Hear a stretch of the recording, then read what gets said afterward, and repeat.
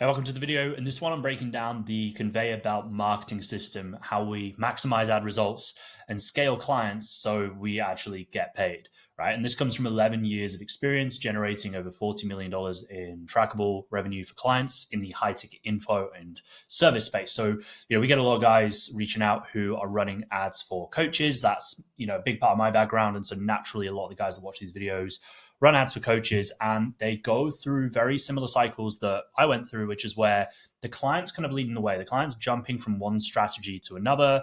1 week they have this idea, 2 weeks later they want to do this, a month later they want to do this. And, there is no best funnel. You need one strategy to scale, and it can take time. That's super important to understand. Like any strategy that you run needs the time, attention, and focus to scale it. And we have clients that are doing multiple 8 figures. And what I have noticed is the ones that are most successful, the ones that are doing, 7 to 8 figures, they have one strategy. Like we're not launching 50 different funnels. We're not changing things every other week. Like we have one thing that runs consistently, often for years. And so there are elements of that we do switch up, but the overall strategy stays the same. And what I'll do at the end is I'll show you how to actually speed all of this up so it doesn't take you months and months to actually get results with clients. You can get results out the gate and start scaling clients fast. So when it comes down to this, the conveyor belt marketing system, we want to think about it in 3 phases. We have traffic, we have conversion mechanisms, and we have nurture systems. So together, we're generating new leads consistently. We're able to convert those leads, and we're able to nurture the ones that haven't converted straight away. We're able to keep them in our pipeline to convert later. Because sometimes people will click an ad, they'll buy something the same day, or they'll book a call the same day, and maybe sign up a few days later. That does happen. But you also have people who are sat in somebody's email list, or they're following them on Instagram or on YouTube, and they're there for 6 or 12 months before they take action. And that's not a bad thing. We just want to make sure that we're capitalizing on both of those to get the best possible returns from our advertising. So step 1 is that we need to get traffic. We need to know how to attract good quality leads that can actually afford to and want to spend high ticket. Step 2 that we're going to cover is our conversion events. So there's 5 different funnels that we break down in this. Once someone clicks your ad, they need to be educated about your solution, qualified to ensure they're a fit, warmed up so they're ready to buy. That's universal across any funnel. And as I said, 5 conversion events that we typically focus on for clients that we have been running over the last kind of 8 years for clients and a few years myself before that. Step 3 is reverse organic. So this is how you increase sharp rates, conversion rates, and calls booked. And it's how you take your 5x return on ad spend, for example, and make it an 8 or even a 12x return. So you can often double the performance of your ads over time when you have this in place. Step 4 is qualification and pre-call education. This is how you book calls with people that don't waste the sales team's time. If you're working with an established business and they have multiple people taking sales calls, there's nothing more demoralizing than people not showing up, or they're showing up and just ask a bunch of questions and they're just time wasters, right? So we want to avoid that. And if you are just working with somebody who's a founder doing sales themselves, it is a little bit harder, but this is even more important because they're already stretched thin. They're not just a salesperson, they're running their business, they're doing content, they're doing other things as well. So that's super important.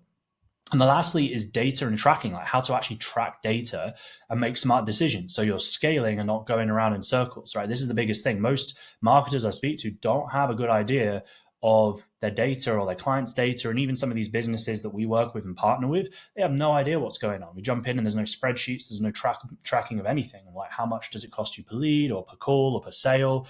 And they have none of that. So of course their decision making is terrible. Of course it's reactive because they don't even know what's working and what's not working. So this allows us to not just see if it's working, but also break down and compartmentalize what actually needs fixing instead of scrapping the whole strategy and doing something new, which is what happens most of the time. And it's why most businesses don't scale.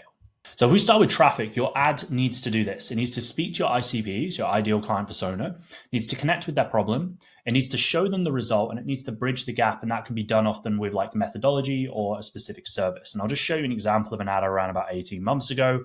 Ran this for, best part of a year, did really well.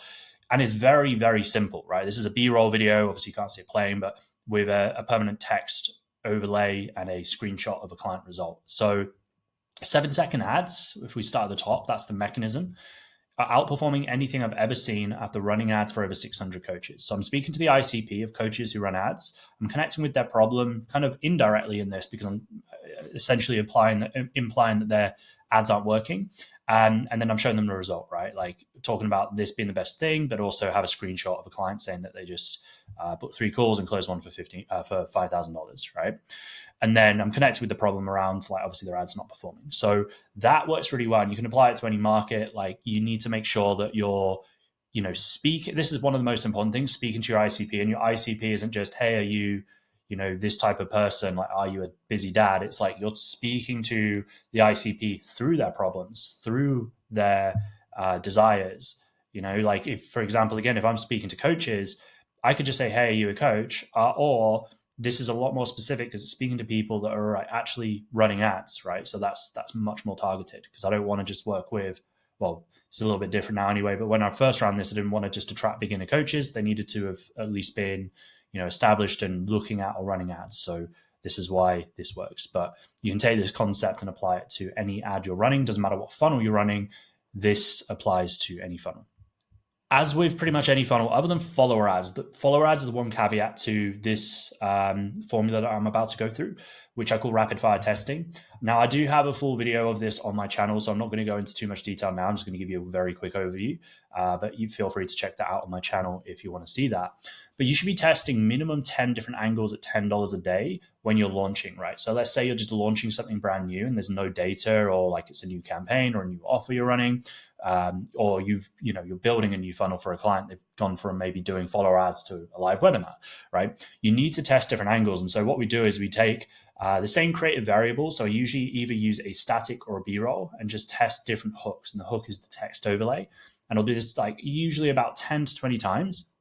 And I'll duplicate the ad sets with individual creatives attached to them. So every ad set has one creative. There's an example. It's like all the same targeting, but it's just duplicated at the ad set level. Controlling budget at the ad set level, not the campaign level, because we want to split this evenly. We want this to, spend equally. And we'll run this for 7 to 10 days and then get data. Now, a lot of the time people, when they do tests, is they shit their pants after one day, say this isn't working, and they scrap it. You need to run this for at least a week, right? Like, and if you're not comfortable, or the client isn't comfortable spending $25 per creative a day, because that is $250, like, do it with $10, right? I wouldn't do it for less than that. If their budget, let's say their budget's $50 a day, then just run 5 creatives and do $10. Don't do $5 because it's just not going to get anywhere. So that's really important to understand. We want to make sure that we're testing these hooks initially. This is a little bit different from how you scale, especially with the Andromeda updates, because you're not you're breaking things down very segmented when you do it like this. And the reason is we want to find those hooks that initially work well, because that's going to tie into setting up new ads later down the line.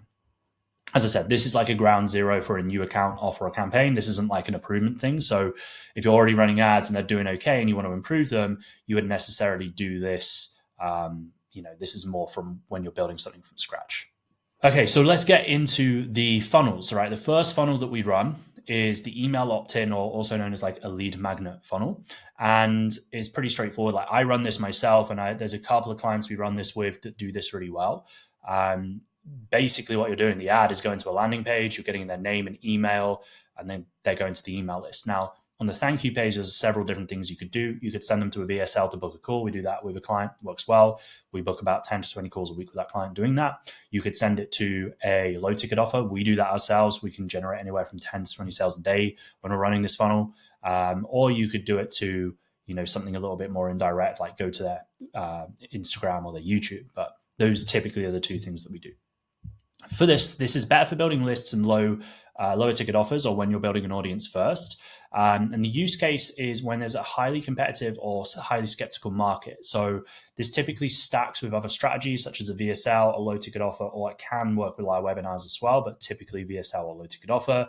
You can also get followers that open up opportunities for appointment setters. So when I run this, I also get followers on Instagram. Even though it's not a follower ad, people naturally follow. I'm going to get more emails and less follows than if I run follower ads, but that is a byproduct of doing this. This typically doesn't work that well for, say, fitness offers or B2C offers. Like I would usually use this for something that's like, B2B or biz op that's like highly competitive, you know, and needs a bit more nurture. Like something like a VSL is very direct. This is indirect, and you're building an audience first. What we're doing when it comes to levels of awareness is we're trying to find people who are kind of here and here. They're problem aware and they're in information gathering mode. They're not necessarily ready to buy now. And you might get a small percentage of people come through and take action fast, but these guys really, they're trying to build more awareness. That's why they're opting into like a free training or, you know, downloading a freebie, because they want to learn more. They're trying to gather more information, and they have a problem they're aware of, but they're probably not ready to buy now. Otherwise, they would just book a call straight away off a funnel. So that's where they are in the level of awareness. Next, we have one that I talk about a lot on this channel, which is a lot more beginner friendly. This is Instagram and follower and DM ads. What that looks like is there's two variations you can do to this. You can post content on the page and have people comment a keyword that triggers ManyChat, and you boost this, or you can run this indirectly through Ads Manager as a DM ad. So it's not on the newsfeed, it is actually run as an ad. Now, the two differences here versus follower and DM ads, if you're doing a follower ad, you can't really do the rapid fire testing like I explained earlier, like you would do with other campaigns, pretty much any other campaign.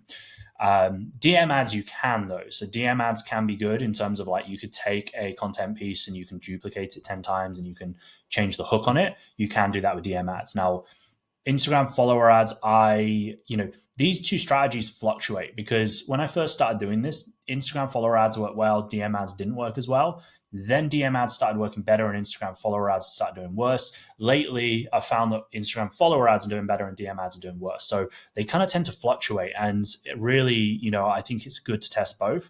What I typically do now with clients that do this is we do follower ads top of funnel and retarget with DM ads with a more direct offer. So the Instagram follower ads are promoting like a free training, free resource. The DM ads are like much more offer focused, like DM me this keyword if you're this type of person, want to get this result, right? Or we're looking for 5 people who want to do X, Y, Z. Obviously, they trigger ManyChat, still go to the email list. So similar to the email list builder campaign, except you're prioritizing followers, page engagement, and then also they are in the DMs as well. If you have an appointment set, they can jump in. So usually you get lower quality people, but this can work for testing or as a supplementary channel or on a lower budget, especially when you have an appointment setter in place, because you're going to get more followers. It's going to be a lot cheaper to get a follower than it is to get an email. So you will get more followers on this, but what you might find is like 50% of them are just like, got fake accounts, they're bots, they don't have a display picture, or they're just like a weirdo. They're not the ICP. So, you can get really targeted with how your messaging is to attract more of the right people, but you're naturally going to get, because there's a low barrier to entry, like they're just clicking follow, they're not going and filling in their details like a lead magnet. You are going to get more people that are low quality, but it can balance out if you have an appointment setter in place. So this is great if you have consistent and quality content on the page, you're promoting through Instagram stories, and you have a savage appointment setter. If there's no content going out, if they're not posting, if your client isn't posting, offers and things on their Instagram stories, they're not really doing much to actually engage the audience, this is a massively wasted opportunity and it's not going to be very effective. As I said, you can also collect emails, but generally it's going to be around 2 to 3 times more expensive than just doing an opt-in page, like in terms of getting an email. It's much cheaper to get followers, but it's more expensive to get emails. So this is good if you're going to prioritize content on the page. The opt-in funnel, the lead magnet funnel, is going to be more beneficial if you're writing regular emails and they're good quality emails and you get a lot of interaction on email.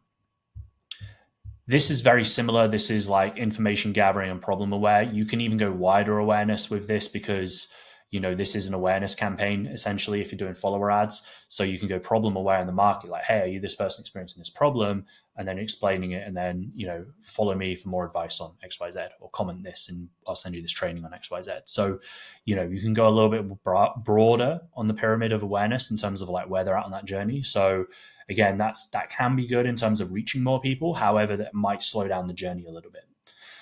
This can be probably one of the slowest, if you're just doing front end follower ads, it can be one of the slowest funnels. So that's why we want to make sure that we have retargeting and things in place as well when running this. Otherwise, as I said, it can be a little bit slow, or you're just really reliant on appointment setters. Next, we have the low ticket Ascension funnel. So this is like a sales page to a low ticket offer. And then on the back end, you can do multiple upsells, or you can send somebody to a VSL or a quick call booking. This is something I've been running for just about a year and a half now as well. This is, had over 1,000 sales on this over the last year. Really good to have in place. It can be hard to actually get the offer right, but when you do, it can be a really great way to liquidate ad spend. And how this works is we have a front end product that's like anywhere from like $5 to $97 that liquidates ad spend, and then you ascend buyers to high ticket. Now, we don't do order bumps anymore. So we don't do upsell pages, we do order bumps. So all of the offers are on one page in terms of when they go to the checkout. We have a $5 offer and a $37 offer right now. And it's, the core offer is $5, but there's an order bump they can click if they want that, and it's $37. We have other clients that do it where they have higher offers that go all the way up to like $97. And then straight away after that, they go redirected to the thank you page where, as I said, either we're trying to book a call or we might take them to some additional content like a workshop. Use case in this is, highly saturated markets where the client is already spending a lot of money. This isn't the kind of thing you can run to cold traffic on a low budget. Like, you need to make sure that you have good cash flow for this to work.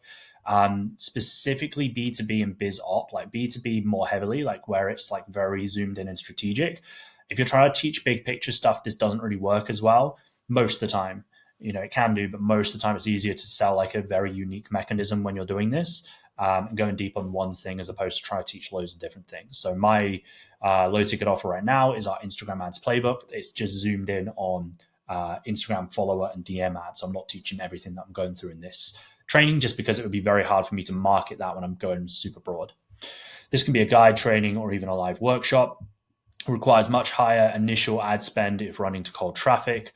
We generally use this on the back end of the email opt-in funnel or for retargeting. So, our funnel, if they go through and they opt in, on the thank you page, they're going to see the sales page, but then we also have retargeting. So people who have engaged or have opted into one of the funnels, they'll get retargeted with the sales page for low ticket. So it's part of the ecosystem, but we actually currently don't run cold traffic to it. We might change that.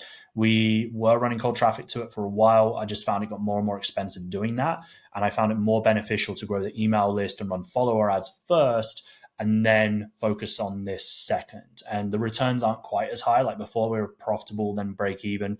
Now we do anywhere from like 70 to 80% of our ad spend comes back, which is still very good, but it's not as effective to cold traffic at the moment.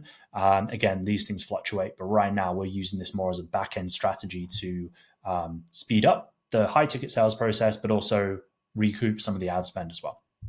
And this is usually, again, information gathering mode. If someone's going to come and buy something, technically they're buying now on a small thing, but this isn't for high ticket. They're still gathering information. They're just willing to spend like a small amount to get info on that versus, say, someone who's problem aware and they're not actively trying to gather information right now to solve their problems. They're probably going to be less likely to buy. So the messaging in the ads needs to speak to somebody who's trying to gather information on this. So even like the language I use in the ads for this or the retargeting in the sales page, it's like they already know what I'm not teaching a new mechanism of like Instagram follower ads or Instagram DM ads. They already know what that is. They've probably tried doing them before, but they just want to learn those strategies a little bit more, and they want more depth. They want templates and scripts. And so it's speaking to somebody who's gathering information. They just want to know how to do that properly.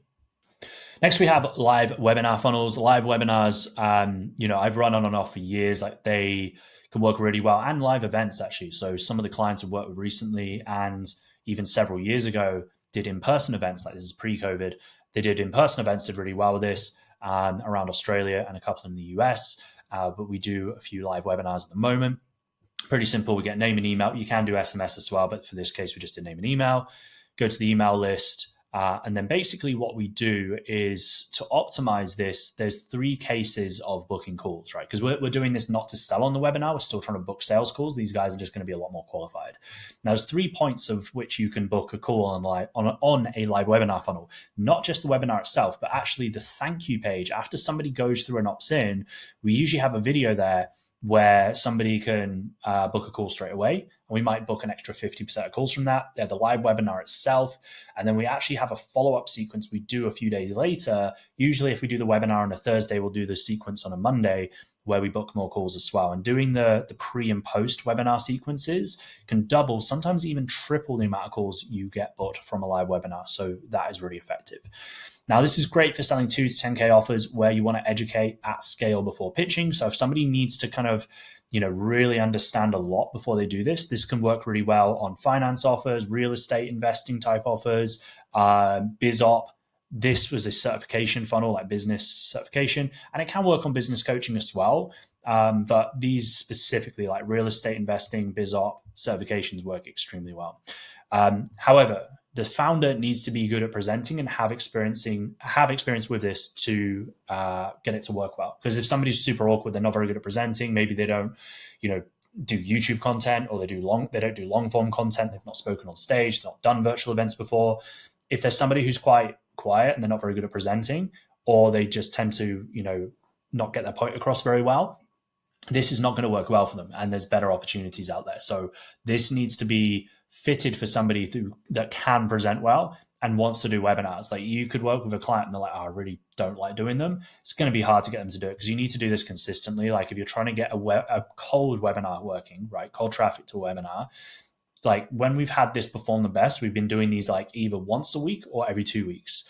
There was a business that scaled up during COVID where literally all we did is run this funnel. Like, every 2 weeks we were on a live webinar and we scaled a brand new offer from 0 all the way up to 70,000 USD a month. That was just doing this, right? We just refined it and refined it and refined it. But the person running it was good at presenting and they love doing that, right? So you need to make sure that the client actually wants to do this. Otherwise, it's not going to work.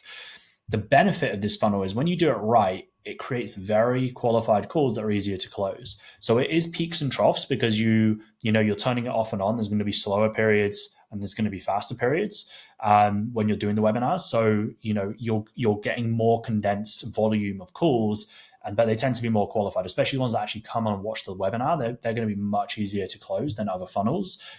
So there are some big benefits to this, but it can potentially cost you more per call than other funnels. Now, this client in particular, how we do this is we actually have a lead gen on the front end where we're running ads to a guide that's building the list. Then we're running ads to a live webinar with retargeting and to the email list. So we're actually focusing on getting warm traffic on this. So there's different ways you can do it as well. You don't always have to do this just to cold traffic. You can run webinars to warm clients, warm traffic as well to get clients.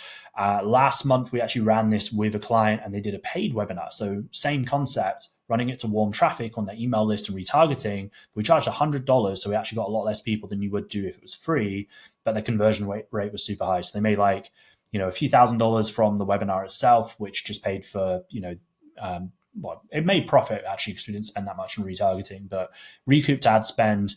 And then I think they did about $180,000 in contracted value off the back of that. That was on a business coaching offer. So this can be a really effective strategy for the right people, and you just need to kind of place it in the right area. So for some people, they can go front, top of funnel, run cold ads to it.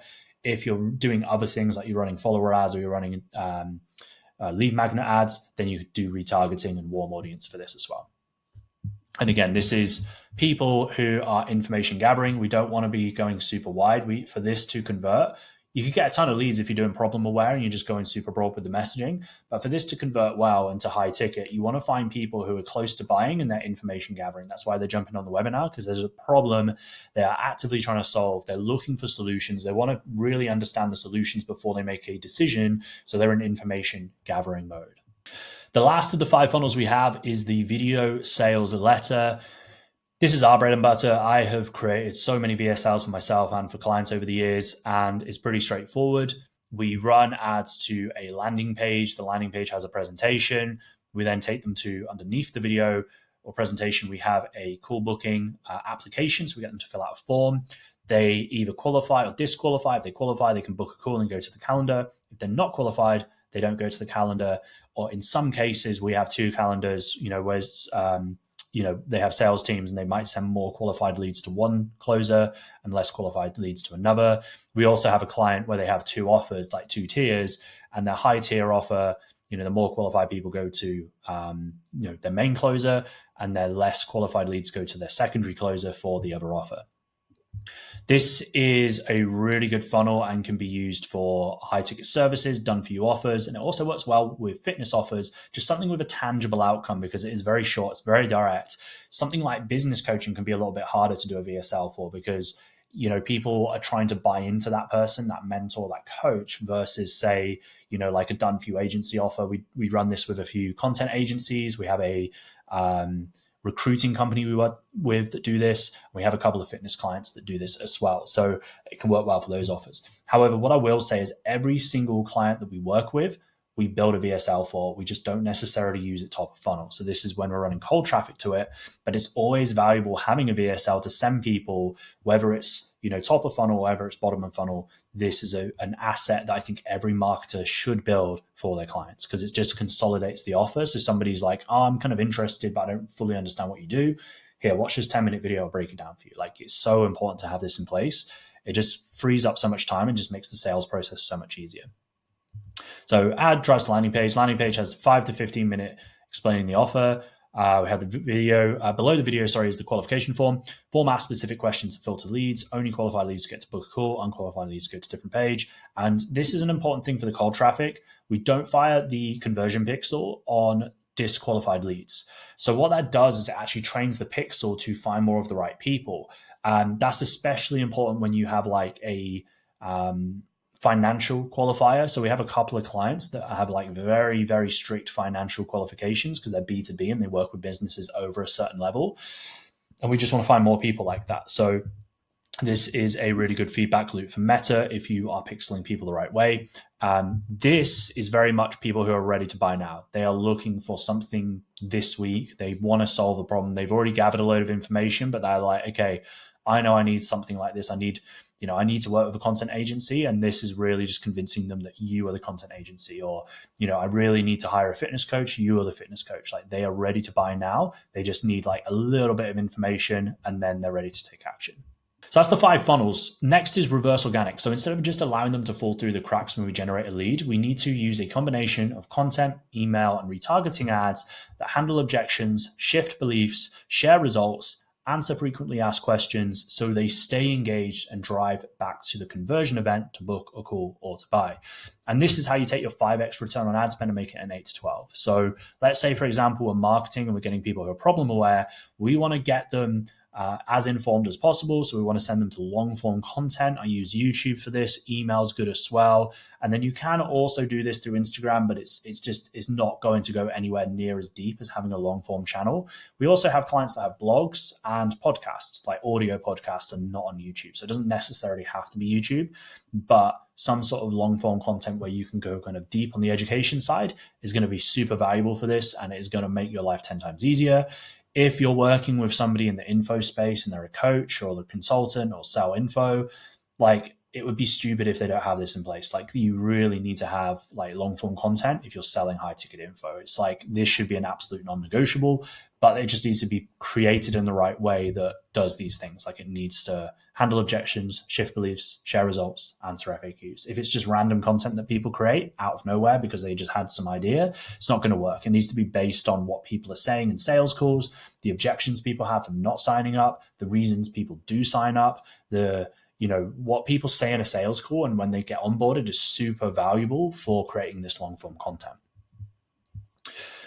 Now, what we're doing is we're also retargeting people. So, we can have them on the email list or they're seeing content, but we can retarget them back to the DMs or back to other channels as well. And as a bonus, again, we don't do this with everyone. We only do it with a few clients and ourselves. We can send them back to low ticket offers and paid live workshops if we want to as well. Step 4, qualification and pre-call education. So this is critical and most people skip it. You need to filter leads before they book a call, and this can be done by appointment setters or through a qualification form. So this is a client of ours where they disqualify people. As you can see, it says disqualification true. For anybody doing under $5 million a year in their business, they work with high-level B2B businesses. So this guy doing 5 to 10 million, 10 to 25, 5 to 10. We have some doing 50 million plus are coming through. This is a VSL funnel. Because they just don't help these guys that are at the lower revenue level. That's just not, what they focus on. And the focus here is quality over quantity, and it teaches Meta these are the people I want more of. So if you're constantly qualifying people, then you're feeding that back to the API of Meta. It knows what to look for when it's optimizing. It's not just like, here's a load of cheap leads. It's like, no, here's targeted leads that you actually want. All right, so that's the qualification side. Pre-education is really, or pre-call education is really important. So a lot of people will just send out basic reminders of like, hey, your call's at this time. But this is like premium real estate of where you can actually send them to content that warms them up, right? So between the time someone books a call and the time they show up, you can warm them up. Most people get 30 to 50% show up rates. We consistently get 70 to 80. And it's because we send them a sequence that explains exactly what to expect on the call, shares case studies and results, handles common objections up front, builds trust and credibility. The other thing I didn't mention as well is like we also go into like the methodology of what the person does, right? That way people are not showing up cold, they're educated, they're excited, and they're ready to talk. They're not just jumping on and asking a million questions. Step 5, data and tracking. So most marketers look at vanity metrics, cost per lead, number of clicks, impressions, even video view rates. None of those things matter if you're not making sales. What matters is cost per qualified call, show up rate, close rate, cost per acquisition, return on ad spend, and lifetime value. And you also want to look at your profit as well, which I didn't put in there, right? Like we track all of this on a weekly basis. We look at this on a weekly, monthly, and then lifetime. And that allows us to make really informed decisions. Every week, we track and review ad spend, leads generated, qualified versus unqualified, calls booked, calls attended, sales made, revenue generated. And this lets us see exactly where the bottlenecks are. So is it the ad created, meaning there's a high cost per lead? Is it the qualification, meaning a low booking rate? Is it the show up rate, meaning low attendance? Is it the sales process, meaning low close rate? Once you know where the problem is, you can fix it. Most people don't do that. Most people are just guessing. So you probably have this a lot with a client where something's not working, like maybe the end result isn't there, if they're just not booking enough calls or they're not making enough sales. Most people's default is, let's just scrap it and build something completely different. But it might be that you just compartmentalize it and there's just one thing that's not working, right? Like maybe you're getting traffic, but there's no qualification in place. So like you're getting calls, but they're not qualified enough. So you just add that qualification process in. Maybe you're just not getting enough and you need to work on the front end on the ads. Maybe people are showing up and the close rate's not good. So you need to add in some pre-call education, right? Or sometimes it's just the person's not very good at sales and they need to improve their sales. So there are different things you can do to improve it. And this stops you from strategy hopping all the time. Like you need to just focus on one thing, because you can make any funnel work, but if you're not looking and reviewing these things on a weekly basis, whatever you do is not going to work very well. Like it's always going to be hard. So you need to like actually solve the problem that needs solving. And the last thing that most people fall flat on is confidence in telling their client to spend more money, right?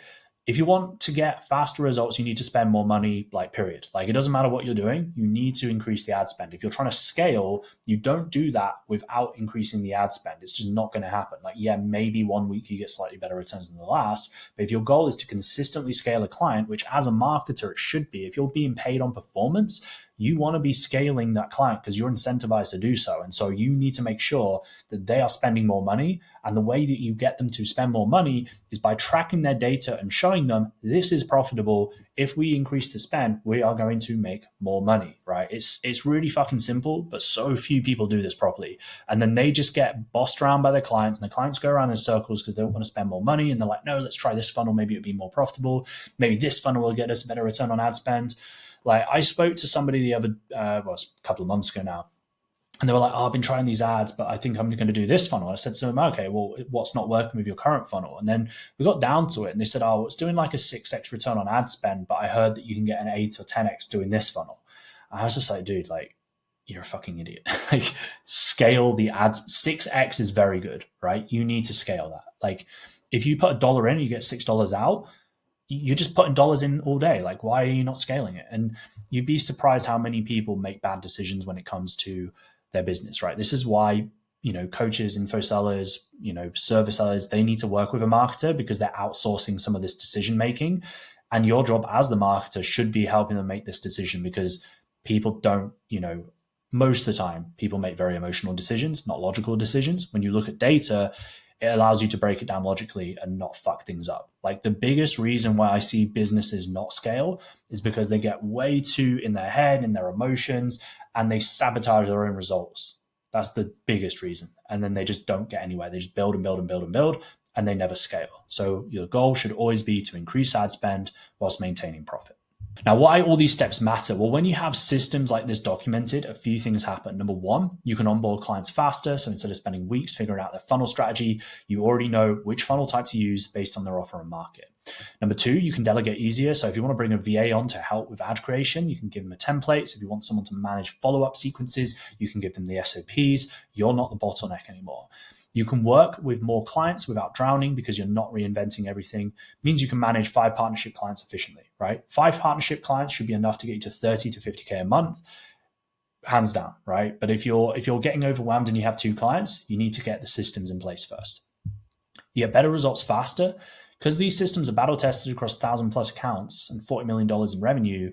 We know they work, right? You're not experimenting, you're implementing what's already proven, right? And the bottom line, systems are what separate marketers from making 5 to 15K a month from marketers making 30 to 50K a month. It's not that you work harder, it's that you work smarter. You have processes, frameworks, templates that let you deliver world-class results without reinventing the wheel every single time. And we personally use AI flows to implement this 100 times faster. You just need to give it the right input and review. So you can build all these systems, these SOPs, you can test things.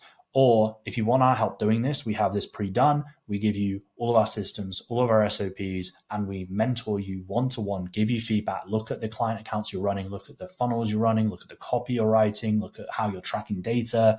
We look at all of it and make sure that you're scaling clients effectively. So if that's something you want help with and you don't want to just figure this all out by yourself, then DM me mentorship on Instagram and I'll send you the details. Like, we only have a couple of spaces open this month and then we're going to be closing them off because it is one-to-one. It is very time intensive for us and we don't work with many people at a time for this. So if that's something you want help with, then click the link below, DM me on Instagram and we can have a chat. But if not, I'm going to love you and leave you. Hope you found this video super useful and I'll see you in the next one.